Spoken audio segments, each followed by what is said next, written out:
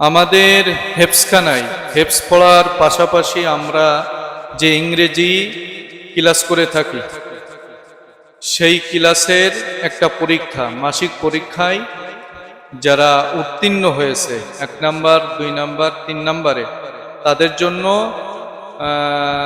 ছোট ছোট প্রাইজের ব্যবস্থা করা হয়েছে। তো সেই প্রাইজ নেওয়ার জন্য প্রথমে যার নাম ঘোষণা করা হয়েছে তিনি হচ্ছেন মোহাম্মদ মাহফুজ রহমান।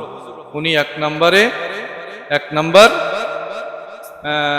মানে পরীক্ষায় উত্তীর্ণ হয়েছেন। 1 নাম্বার অধিকার করেছে, 1 নাম্বার স্থান অধিকার করেছেন। তো মাহফুজ রহমান, এসো পুরস্কার নিয়ে যাও। মাহফুজ রহমান, তোমার কেমন লাগছে 1 নাম্বার স্থান অধিকার করে? I am very happy.